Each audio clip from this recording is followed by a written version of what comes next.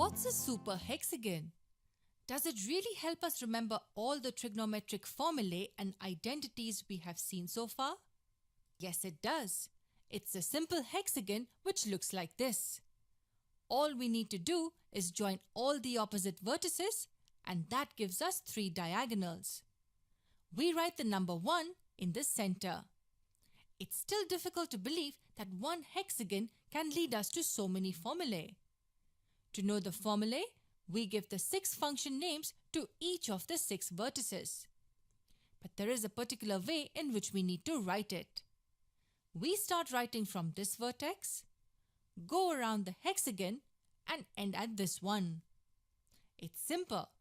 We just draw a hexagon, join its opposite vertices and write a 1 in the center. Now let's see how we write the 6 functions at the 6 vertices. We just need to remember one formula which we have already seen. Tan is equal to sine by cos. We have used this formula like a zillion times now. Tan is equal to sine by cos. We start at this vertex and write tan, sine, cos in the clockwise direction. Tan, sine, cos. Now 3 functions and 3 vertices remain. We write cot opposite to tan. Remember, cotangent opposite to tangent. What remains is cosec and sec.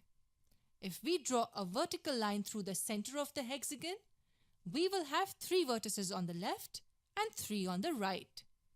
So to remember what's written on this vertex, just remember that we have all functions starting with c on the right side. So we write a cosec here, and what remains is sec. That's all you need to remember about how the super hex has to be drawn. 3 diagonals joining the opposite vertices, the number 1 in the center, and the 6 functions at the vertices. So let's draw the super hex on a new page.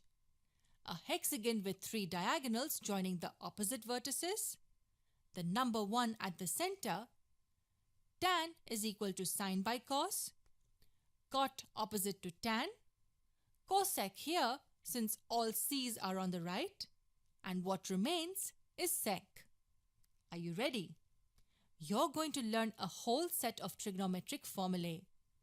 This video is fun but also very long as we will be covering most of the trigonometric formulae we have studied before. To understand the first set of formulae, let's try going around the hexagon in the clockwise fashion. We go like this.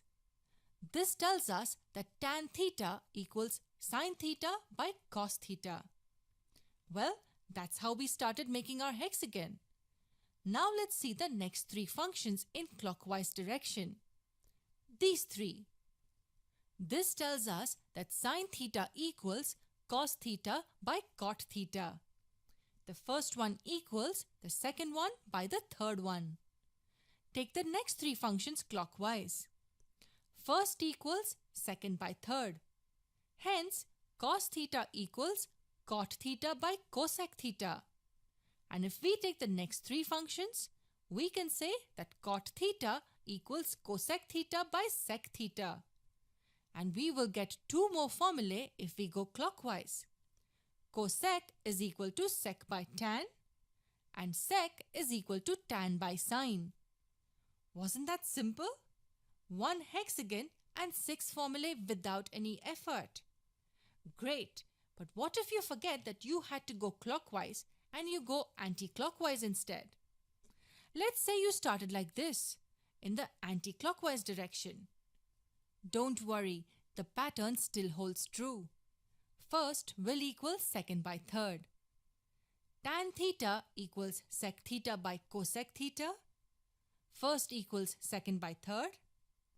If we take these 3 functions anti-clockwise, we can write sine theta equals tan theta by sec theta. If these 3, then cos theta equals sine theta by tan theta, and the list goes on. Whether you go anti-clockwise or clockwise, first will always equal second by third. We can easily get 3 more here. One simple hexagon and 12 formulae. Is that all? No, there's more. Let's draw the super hex on a new page to understand what else there is. We draw the super hex and write a 1 in the center. Tan is equal to sine by cos. Cot opposite to tan. As we have all c's on the right, we write a cosec here, and what remains is sec. In the previous set of formulae, we did not use the 1 which was written in the center. Let's see why it is placed like this. If we multiply the functions at the opposite vertices, we get a 1. This multiplied by this equals 1. Sine theta multiplied by cosec theta equals 1. This multiplied by this also gives us 1. Cos theta multiplied by sec theta equals 1. And this multiplied by this also equals 1. Tan theta multiplied by cot theta equals 1. So when functions at diagonally opposite vertices are multiplied, we get a 1. Wait, there's more. We draw the super hex, write the number 1 at the center, tan equals sine by cos, cot opposite to tan, and cosec here since all c's have to be on the right, and what remains is sec.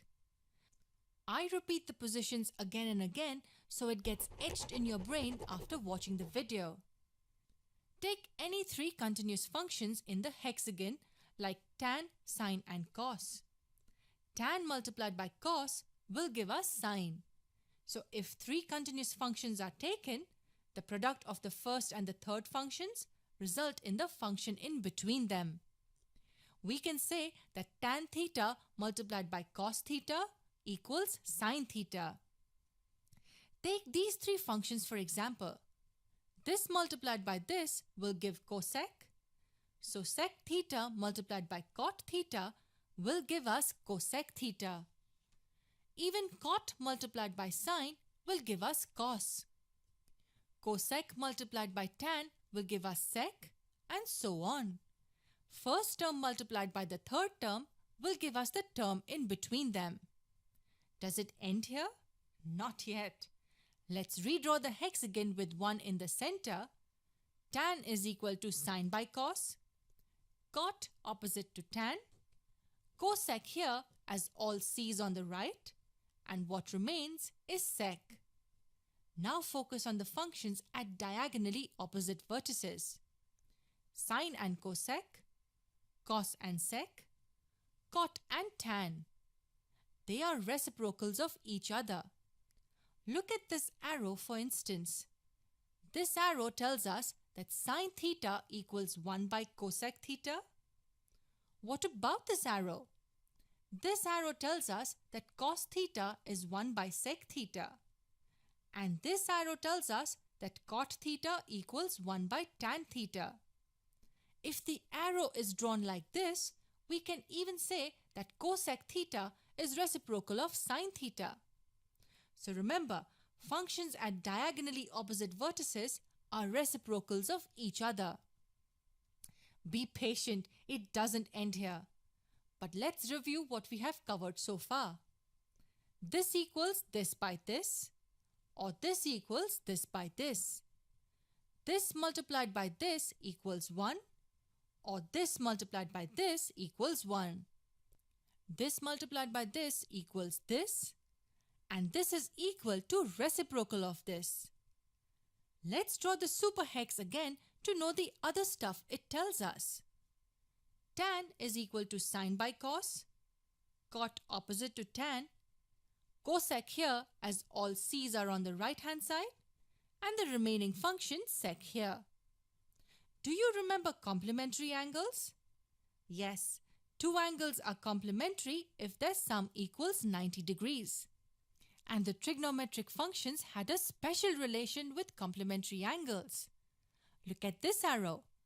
What does it tell us about sine and cos? It tells us that sine of theta equals cos of 90 degrees minus theta. This horizontal arrow tells us that sine of an angle is equal to the cosine of its complementary angle. Similarly, this arrow tells us that tan theta equals cot of 90 degrees minus theta. And this arrow tells us that sec theta equals cosec 90 degrees minus theta. And if the arrow is drawn this way, it will tell us that cos of theta equals sine of 90 degrees minus theta. So a horizontal arrow tells us that one function of an angle is equal to the other function of its complementary angle. I think I have lost track of how many formulae the superhex has helped us remember. And there's more. This is the superhex again with a 1 in the center. Tan is equal to sine by cos, cot opposite to tan. Cosec is written here as we have all the c's on the right hand side, and the only remaining function sec is written here. Look at the figure. Clock, one very important. If we go clockwise, this arrow can also be drawn as this squared. So we can say that 1 minus cos squared theta will equal sine squared theta. Similarly, if these two also became anti-clockwise, so we can say that 1 minus cos squared theta will equal sine squared theta. Similarly, if these two also became anti-clockwise, we get two more results. Cosec squared theta minus cot squared theta equals 1. And sec squared theta minus 1 equals tan squared theta. Now you know why we call it